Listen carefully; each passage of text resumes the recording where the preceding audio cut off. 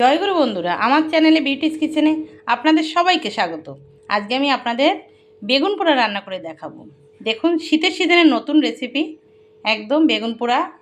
এই যে বেগুনটা নিয়েছি, দেখুন দুটো বেগুন দুটো কীভাবে ধোবেন সুন্দর করে।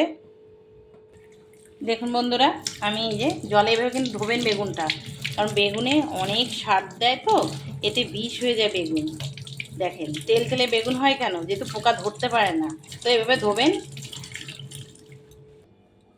ধোয়ার পরে দেখুন হাতে এভাবে তেল নেবেন, নিয়ে সুন্দর করে এভাবে গায়ে তেল মাখবেন। ঠিক যেমন একটা বাচ্চা শিশুর গায়ে এভাবে তেল মাখে, ঠিক এভাবে কিন্তু তেলটা গায়ে সুন্দর করে বেগুনের মাখাতে হবে। এইভাবে দেখেছেন, এভাবে সুন্দর তেলটা মাখিয়ে দেখুন বন্ধুরা, এভাবে আপনারা কাটার ওপরে দেবেন, তাহলে কি হয়, সুন্দর পোড়াটা ভালো হয়। দেখুন এই যে বসিয়েছি, এবার এভাবে বেগুন এইভাবে নিয়ে বেগুন এভাবে সুন্দর করে বসিয়ে দেবেন। এটাকে আস্তে একদম মিনিমিনি জালে কিন্তু করতে হবে, পোড়াটা সুন্দর পোড়া হবে, উল্টে উল্টে দিতে হবে। দেখুন বন্ধুরা, এবার কিন্তু আমি উল্টিয়ে দেবো। দেখুন, এই দেখুন এই সাইডটা কিন্তু হয়েও গেছে প্রায় সিদ্ধ, দেখেছেন একদম পোড়া। এবার দুটোকে আমি উল্টিয়ে দেবো, যেহেতু সরু সরু তো তাই দুটো, একটাই হয়ে যায়, বড় একটা হলে একটা হয়ে যায়। বেগুনটা কিন্তু একদম কচি, এই যে আবার এপিট হবে। দেখুন বন্ধুরা, বেগুন পোড়া কিন্তু হয়ে গেছে, দেখেছেন তো। এভাবে কিন্তু উল্টিয়ে এভাবে সুন্দর করে ঘুরিয়ে ঘুরিয়ে আপনারা পোড়াবেন। দেখুন কি সুন্দর হয়েছে। দেখুন বন্ধুরা, আমি নামিয়ে নিয়েছি। এভাবে আপনারা বেগুন ছাড়াবেন। দেখুন, দেখেছেন উপরের ছোকলাটা কি সুন্দর, এই যে উঠে যাবে এইভাবে সুন্দর। দেখুন বেগুনে কিন্তু বেগুন আছে, উপরের চামড়াটা শুধু এভাবে উঠাতে হবে, পুরোটাকে তুলে ফেলতে হবে।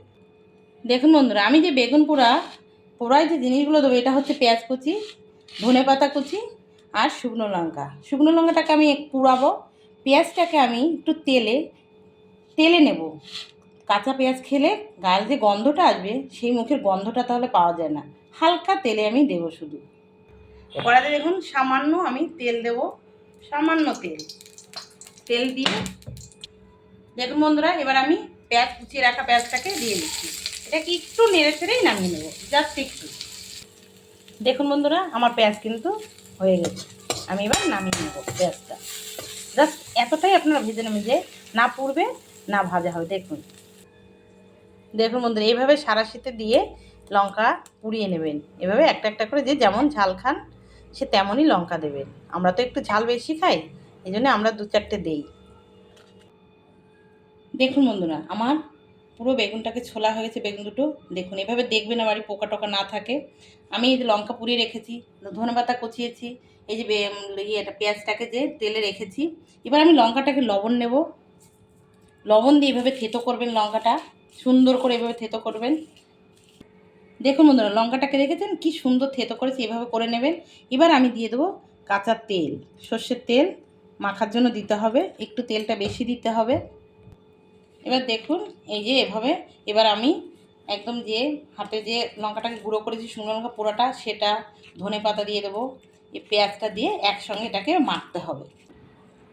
দেখুন বন্ধুরা, এভাবে কিন্তু মাখবেন সুন্দর করে, এভাবে একদম একসঙ্গে হয়ে গেছে। দেখুন মেখে কতটা কমে গেছে।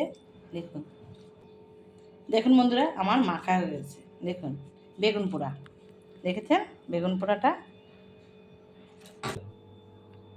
দেখুন বন্ধুরা, আমার বেগুন পোড়াটা হয়ে গেছে, মাখানো হয়ে গেছে। তো আমার এই রান্নাটা যদি ভালো লেগে থাকে, তাহলে please please please like share comment করতে কিন্তু ভুলবেন না, আর সাবস্ক্রাইবটা করে দেবেন। জয় গুরু।